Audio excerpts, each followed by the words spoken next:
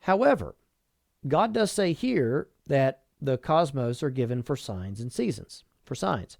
Now, there's one other caveat that I want to give you. In the book of Jeremiah, Jeremiah actually discourages from being obsessed with signs from the heavens the way that the pagan Gentiles were, the heathen, as it were. So we want to be very aware of that. And of course, you can take those two words, be aware, and say, beware of that. We don't want to fall into the traps and trappings of paganism, trying to read the stars, as it were. A few years ago, Christians were absolutely enamored with the fact that the Jewish calendar was lining up with several blood moons, and there were men who wrote sermon series and sold media, videos, audio. There were books that were published, and many Christians bought those books. People made probably millions of dollars from the sale of those books, trying to tie those blood moons in with some significant event that would happen in the world. But the problem with that, the Jewish calendar is a lunar calendar. It's no surprise when things like blood moons occur on a Jewish holiday because the Jews had a lunar calendar. That's actually normal. That's the way that their calendar is normally. But it didn't stop people from speculating, and because we have this desire in our hearts for sensationalism, we just latched hold onto that as Christians. And many, many people were duped into having fear or believing that something significant was going to happen because of these. And, the ironic thing is, not one person who sold those books refunded the money when nothing really seemed to come to pass because of those blood moons. Now, you and I need to be very careful not to be as the scoffers and the mockers of 2 Peter chapter 3, saying, where is the sign of his coming? All things continue as they have been from the beginning of creation.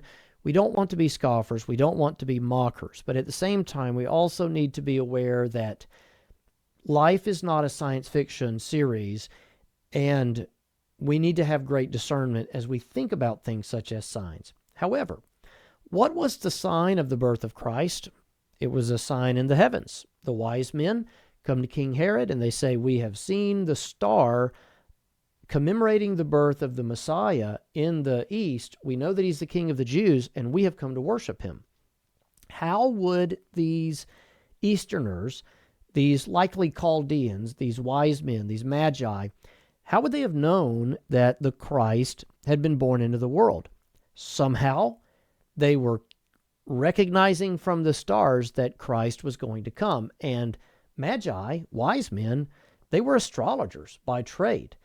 Now, we don't know the exact identity of that star. We do know that it reappeared as they departed from Herod, and they went to find Jesus where he was now present. That star went before them, and it abode over where Christ was, over the house where Christ was. So it was something. Now, people have speculated, was it a supernova? Was it some comet that led them there? Some people have said, well, it could have been an angel, because angels are angels of light. They can glow very brightly when they are not masked before us, as it were. And some people have believed, well, maybe that's just the Shekinah glory of God. Maybe God's glory led them there the way God led the children of Israel by a pillar of fire by night or a cloud by the day as they were wandering around, leaving Egypt, going into the wilderness before they went into Canaan's land.